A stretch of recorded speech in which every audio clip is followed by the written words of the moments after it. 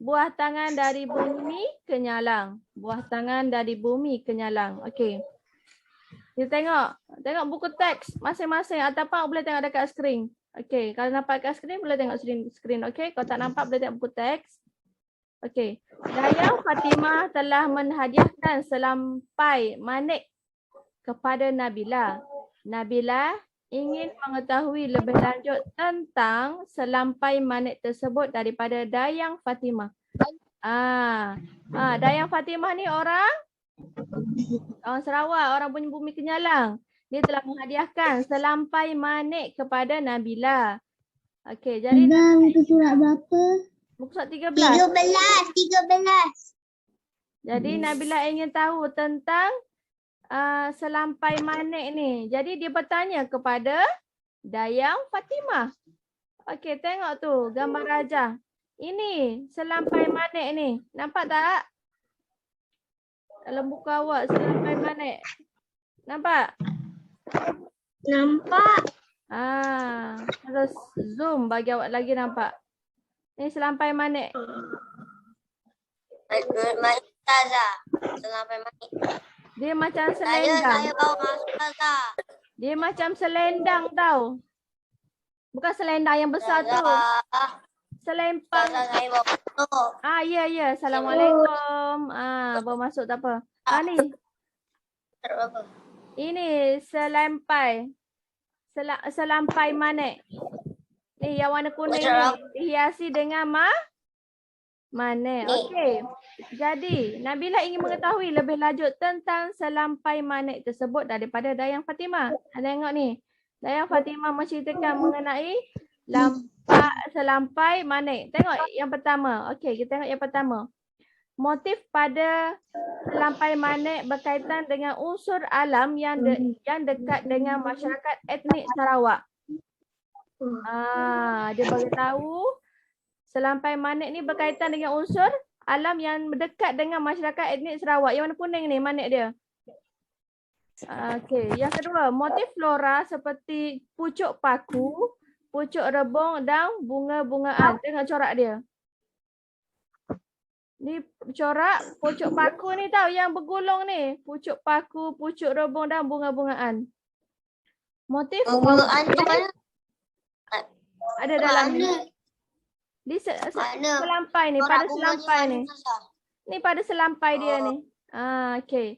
Motif fauna pula seperti buaya, ular, katak, burung, rusa dan serangga. Dia ada banyak motif dekat sini. Okey. Maksudnya dia ada banyak apa tu? Panggil corak ni. Betul, corak. Dihasilkan oleh etnik Sarawak. Seterusnya, memerlukan 2 hingga 3 bulan untuk disiapkan ni. Lama untuk buatkan selampai manik ni. Memerlukan 2 hingga 3 bulan untuk disiapkan. Proses mengikat manik pada selampai adalah rumit. So tak dapat nak zoom yang dengan lebih dekat lagi. Tapi membuat cara buat selampai manik ni amat mengambil masa yang lama untuk disiapkan, iaitu 2 hingga 3 bulan. Proses mengikat manik pada selampai adalah rumit. Tengok ni dekat bawah-bawah ni. Ada manik ni. Nak ikat dia pun sangat susah. Jadi memang mempunyai keistimewaan lah pada selampai manik ni. Okey, baik kita tengok kat sini. Ya. Apa? Kenapa nak siapkan sampai 3 bulan je? Ini kan kain. Bukannya macam. Tapi ini kain special. Bukan kain. Dia selempang yang kita buat dekat pakai dekat bahu ni. Dia letak dekat bahu ni. Yang ni special. Dari Sarawak. Bumi Kenyalang. Okey. Tengok dekat sini. Nabila. Saya akan memberikan penjelasan tentang selampai manik ini. Selampai manik dihasilkan. Ni atas tadilah yang awak baca tadi. Terima kasih atas penjelasan kamu tadi. Ini namanya Nabila. Dayang dan Nabila sedang membuat dayang. Okey. Saya sebut. Okey. Tengok ni sudut info dia. Motif ialah sesuatu yang dijadikan corak. Yang Ustazah sebut tadilah ni. Motif tu corak dia, corak flora seperti pucuk paku, pucuk rebung dan bunga-bungaan. Motif fauna pula iaitu corak fauna seperti buaya, ular, katak, burung, rusa dan serangga. Okey. Buku surat mana? Buku surat Alamak. berapa? Muka surat 13 sayang. Lagi ada apa? Kami Okey. orang wajah kecil hati. Okey, jadi tadi tu adalah penjelasan mengenai selampai mana. Okey, seterusnya kelas. Tengok muka surat 14. Tengok muka surat 14. Yang ini pula adalah kemahiran membaca. Kemahiran ni Tapi kemahiran ni kemahiran yang biasalah yang kita dah belajar sebelum ni, iaitu kemahiran menyebut perkataan dengan betul dan intonasi yang sesuai. Okey. Membaca. Kemahiran membaca. Awak kena menyebut perkataan serta ayat dengan betul dan berintonasi yang sesuai. Okey, tengok tajuk kecil untuk unit 15 iaitu pemerah santan tradisional. Apa? Pemerah santan tradisional. Okey, tengok. Perenggan yang pertama. Tengok perenggan yang pertama kelas. Persatuan Ibu Bapa dan Guru PIBG SK Gemilang telah mengadakan pameran barang antik di Dewan Sekolah. Antara artifak yang menarik perhatian Hanif termasuklah kayu pemerah santan tradisional. Hanif mencatat nota manual menggunakan alat tersebut. Kemudian dia menceritakannya kepada rakan-rakan. Dekat sini Ustazah ulang, Persatuan Ibu Bapa dan Guru PIBG SK. SK tu Sekolah Kebangsaan. SK Gemilang, Sekolah Kebangsaan Gemilang telah mengadakan pameran barang antik di Dewan Sekolah. Dia orang buat pameran barang antik di Dewan Sekolah SK Gemilang. Dia di dewan lah, bahagian dewan kan. Okey, awak boleh bayangkan sendiri. Antara artifak tu barang lama tau. Artifak tu barang lama. Antara artifak yang menarik perhatian Hanif termasuklah kayu pemerah santan tradisional. Hanif mencatat nota manual menggunakan alat tersebut. Kemudian dia menceritakannya kepada rakan-rakan. Okey, tengok dekat situ. Dekat sini. Ini menunjukkan alat artifak. Alat artifak ni ialah alat barang lama kan. Alat ni ialah pemerah berapa? Santan tradisional. Inilah pemerah santan tradisional. Tapi Tengok ni, dia menggunakan sekarang orang guna merah santan guna apa? Dulu orang dulu guna kayu ni lah buat pemerah santan. Kalau macam kita sekarang dah ada mesin lain. Tapi waktu sekarang ni orang guna macam mesin ni. Betul. Okey, jadi kelas tengok ni, macam mana awak kenal. Ini ialah kayu pemerah tradisional. Lepas tu tengok bahagian depan ni. Ini ialah alur pemerah. Maksudnya santan yang dikeluarkan tu dia akan keluar melalui saluran ini. Tengok ni. Okey. Cara menggunakan dia macam mana? Mari kita tengok. Okey, yang pertama, masukkan kelapa parut ke dalam karung kain. Masukkan kelapa parut dalam kain kan, dalam karung kain. Karung kain tu macam uncang. Okey. Yang kedua, masukkan karung kain itu pada bahagian tengah pemerah. Dekat sini. Masukkan karung kain itu pada bahagian tengah pemerah. Yang ketiga, pastikan kuantiti kelapa parut sesuai dengan ruangan pada pemerah. Maksudnya, janganlah masukkan banyak. Jangan terlalu banyak, jangan terlalu sikit. Dia kena ikut kuantiti yang sesuai pada ruang pemerah tu. Kalau banyak nanti melimpah lah kan. Sebab kita nak guna kayu ni balik untuk tekan dia. Okey, yang keempat, cara yang keempat, tekan bahagian atas kayu pemerah ni. Dia kena tekan dekat sini. Bila letak karung kain yang berisi kelapa parut tu dalam ni, bahagian dalam ni, jadi tekan bahagian atas kayu pemerah. Okey, yang kelima. santan akan keluar pada alur pemerah. Ini cara dia. Santan ni pula Tapi- akan keluar tapi- pada alur pemerah dekat sini. Ustazah, Ya. Ya. dia tak cakap ke kena letak kelapa?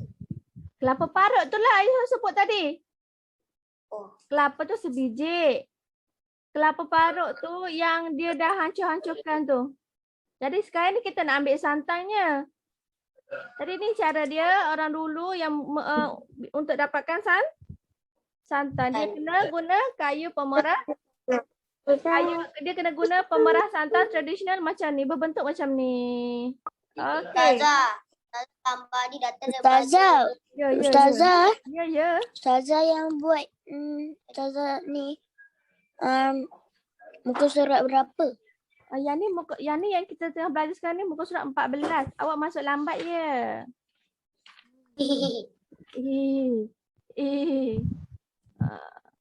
Yang mana dapat kayu itu? Mana dapat kayu itu? Ustazah, ada orang tanya, dari mana dapatnya kayu itu? Kayu yang dibuat ni. Ini kalau biasanya orang lama-lama lah, maksudnya nenek moyang lah. Biasa dia orang ada lah ni miliki barang-barang macam ni. Sekarang ni barang-barang macam ni jadi Macam tu. apa? Sekarang dia tak benda tu. Ada, masih ada. Cuma dia tersimpan. Maksudnya benda ni tak ada dekat kedai mana-mana lah. Sebab dia Ustazah, dia jadi unik. Dia tersimpan barang berharga. pada orang dulu-dulu. Betul. Dia jadi Ustazah. barang berharga. Barang lama-lama ni sekarang ni dia jadi barang berharga. Ustazah, saya nak Ya. tanya, boleh? Ya, saya tanyakan apa dia. Selalunya orang dulu-dulu ni guna benda yang dulu-dulu. Selalunya kalau dia letak dekat museum. Betul. Biasanya kalau barang-barang sini untuk tatapan. Generasi akan datang dia akan letak benda ni dekat museum supaya orang akan datang, maksudnya orang akan datang dapat tengoklah benda-benda ni. Dia simpan dekat museum barang-barang lama macam ni. Okey kelas, semua buka buku aktiviti muka surat 15. Jilid 2 ke Ustazah? Ya betul, jilid 2. Tapi saya tak ada buku aktiviti jilid 2. Dina tak pergi ambil lagi kat sekolah Saya dah ambil kat sekolah. Ha? Dina tak pergi ambil lagi kat sekolah. So dah mesej Ibu Dina hari tu. Oh, belum lagi. Tak apa. Nanti suruh Ibu ambil nah. Okey.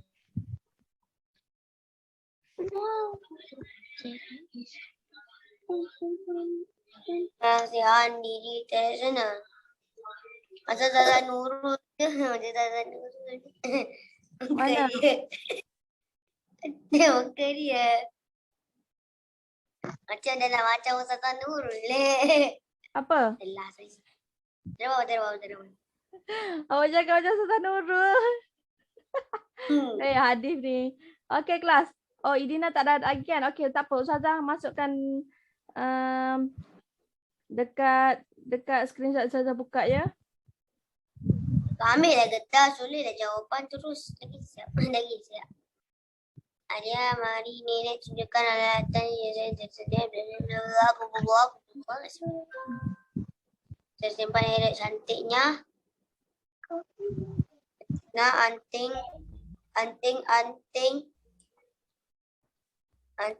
ini. Ya.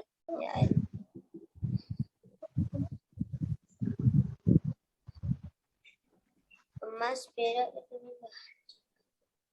emas.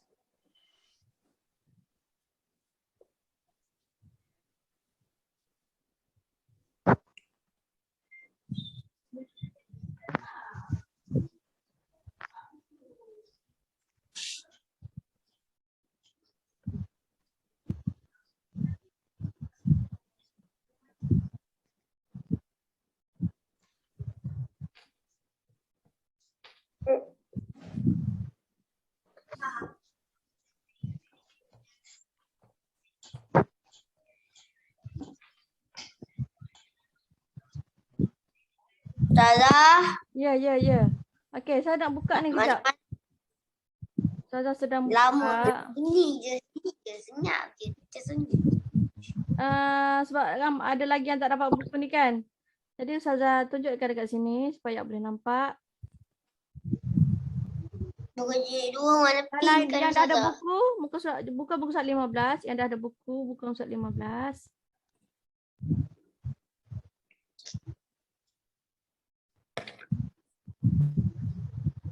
Kalau nak respon di pula. Nak respon di kejap. Respon tak apa. Ustazah ambil. Kejap nak respon di pula. Okey, yang dah ada buku, buka buku surat 15. Yang belum ada boleh tengok dekat skrin.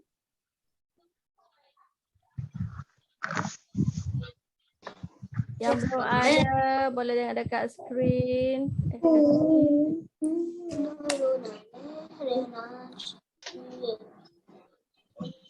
Okey kelas, muka tengok aktiviti 1. Apa tajuk dia? Hadif baca tajuk dia.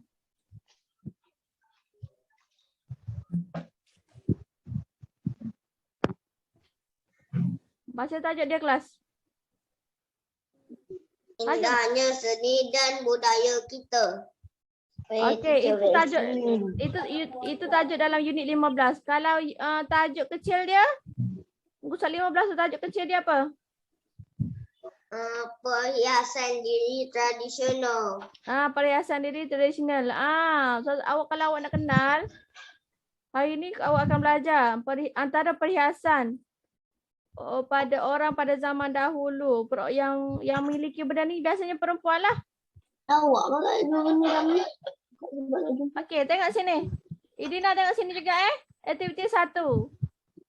Berikan penjelasan secara bertatatusila, kemudian lakonkan perhiasan diri tradisional. Okey, tengok dalam gambar di atas.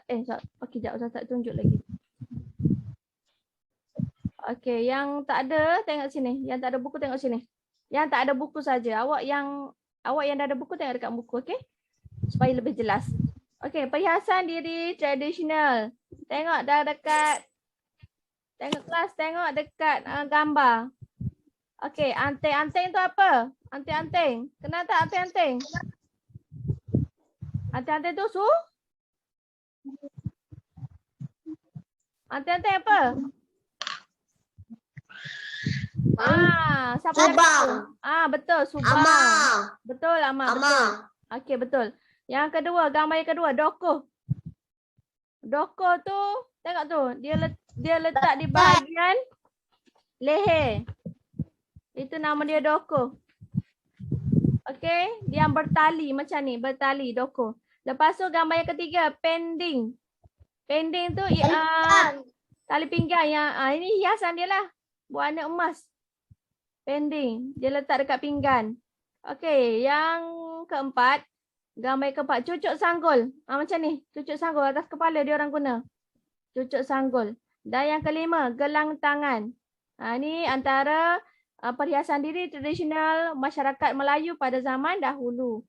Okey, tengok perbualan Alia dan juga neneknya. Alia. Mari nenek tunjukkan alat-alat tradisional. Alat-alat hiasan tradisional nenek yang masih tersimpan elok. Jadi saya beritahu tadi, barang-barang tradisional ni biasanya orang zaman dahulu yang ada. Macam nenek, moyang awak dulu. Kalau ada lagi lah. Kan? Okey. Saya ulang. Perbualan antara nenek dan juga Alia. Okey. Alia, mari nenek tunjukkan alat-alat hiasan tradisional nenek yang masih tersimpan elok. Okey. Alia pun tengok. Okey. Tengok perbualan ni. Cantiknya apa? Cantiknya? Cantiknya apa? Alat-alat hiasan tradisional nenek. Macam tu. Tulis macam ni. Cantiknya alat hiasan tradisional nenek. Macam tu je. Okey? Ulang balik yang atas ni. Kalau okey boleh. Dialek pula. Dia cakap apa? Ya Alia, kebanyakan hiasan tradisional ini diperbuat daripada emas, perak dan tembaga. Alia lagi. Tengok perbualan Alia. Cantiknya alat-alat. Ustazah, Rifki, cantiknya alat-alat apa? Cantiknya. Tengok atas, dekat atas ni. Amal, dekat atas ni Amal. Cantiknya alat hiasan tradisional. Rifki, mana buku? Tengoklah buku awak. Buku awak, muka surat 15. Ah, yang tu.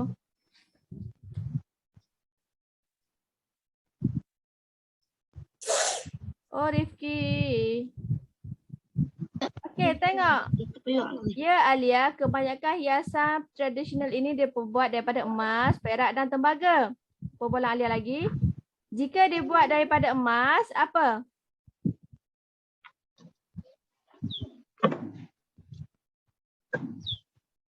Memet. Apa jawapannya sebab dekat sini?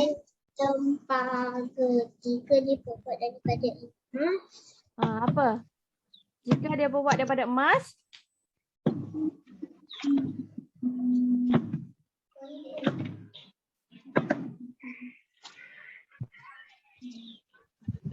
apa jawapan dia? Okey, masa dah nak habis dah, Ustazah harap awak boleh buatlah bahagian muka surat 15. Okey, boleh tanda ke? Tanda. Saya tak tahu macam mana nak buat. Ama isi tempat kosong berdasarkan dialog dia je Ama. Berdasarkan dialog dia. Okey kelas, tanda dulu muka surat 15, muka surat 16 dan muka surat 17. Ini ialah aktiviti awak pada aktiviti bahasa Melayu awak hari ini.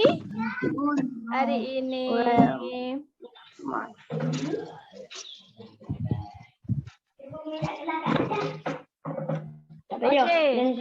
Seterusnya buka muka surat 15. Buka muka surat 16. Ingat aktiviti hari ni ada 3, saya suruh buat. Ada 3 aktiviti yang awak kena buat hari ni. Muka surat 15, 16 dan 17. Cuba buka surat 16 kejap. Buka muka surat 16. Salah. Kena gini ingatan apa? Kena gini. Salah itu dong bayang. Insert. Gaza kuda-kuda ialah apa? Apa? Dia kata kuda-kuda ialah apa? Tak baca lagi. Kena baca dulu. Kan? Kuda-kuda ialah pergerakan asas dalam pencak silat.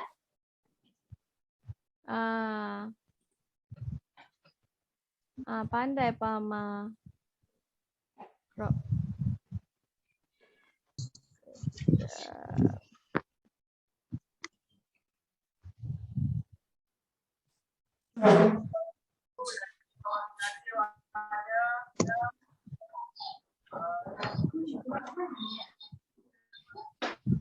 Okey, muka surat 16 ialah aktiviti yang 1 di mana aktiviti ni perlukan awak isi tempat kosong juga. Okey, isi tempat kosong juga. Ustazah, Ya. muka surat 17 ni boleh scan dekat sini ke? Apa? Buku aktiviti muka surat 17 boleh ke scan dekat sini? Boleh. Memang untuk awak scan pun yang tu. Itu memang untuk murid-murid buat scan. Itu ialah ilmu tambahan untuk awak. Awak boleh scan guna handphone. Okey. Jadi aktiviti hari ni saya beritahu tadi muka surat berapa? 15, 16, 17. Okey, jadi saya nak awak siapkan semua. Kejap sebelum Jilid 2. apa? Saya tak ada buku latihan jilid 2. Ya ke? Siapa nama ni? Alamak hilang. Aisyah. Apa? Aisyah Laila. Aisyah, Ustazah baru post Syazah. Syazah pula dah. Ustazah baru post kertas buku Aisyah Laila. Esok dapat insya-Allah Esok atau petang ni, okey? Okey. Okey, kelas. Muka surat 16. Tajuk kecil kuda-kuda dalam pencak silat. Awak kena baca dulu atas ni. Okey, mari kita baca sama-sama. Kejap. Kuda-kuda ialah pergerakan asas dalam pencak silat. Kuda-kuda ialah pergerakan menampakkan kaki sebagai persediaan untuk menangkis serangan lawan. Pergerakan ini mengekalkan posisi agar tidak mudah dijatuhkan ketika berada dalam kedudukan bertahan. Tengok 1 sampai 5 tu. Tengok pergerakan dia. Gambar 1, gambar kedua, gambar ketiga, keempat dan kelima. Bila awak baca semua ni, awak akan boleh jawab. Soalan dekat bawah. Kena baca dahulu Saya pesan, kena baca dahulu. Baru awak boleh jawab dengan baik. Seterusnya.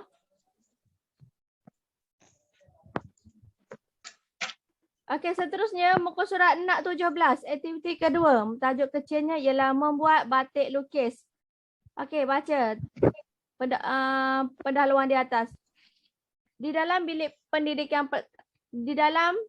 pendidikan kesenian terdapat manual tentang cara membuat batik lukis. Langkah-langkah menghasilkan batik adalah seperti yang berikut. Dekat sini awak kena susun manual cara membuat batik lukis dengan betul. Awak kena baca dulu kat bawah ni. Lepas tu kena tulis nombor. Mana 1, mana 2, mana 3, mana 4 dan 5 dan juga 6. Boleh? Awak kena susun cara manual cara membuat batik lukis. Jadi itu sahaja kelas untuk hari ini. Manual tu apa? Manual tu secara bertulis. Okey? Boleh kelas?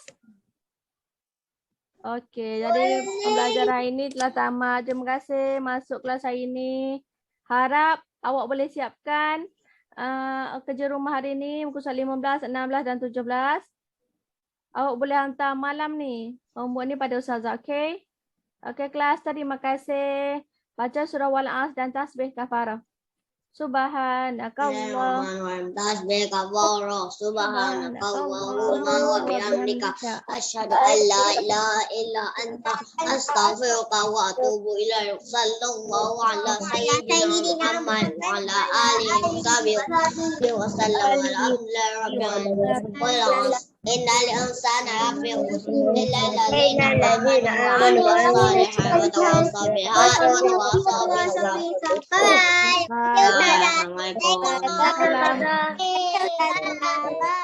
Kelas, kalau ada siapa-siapa nak tanya, awak Ustazah nak awak WhatsApp baru Ustazah cepat reply. Cakap kat ibu kalau ada nak tanya apa-apa WhatsApp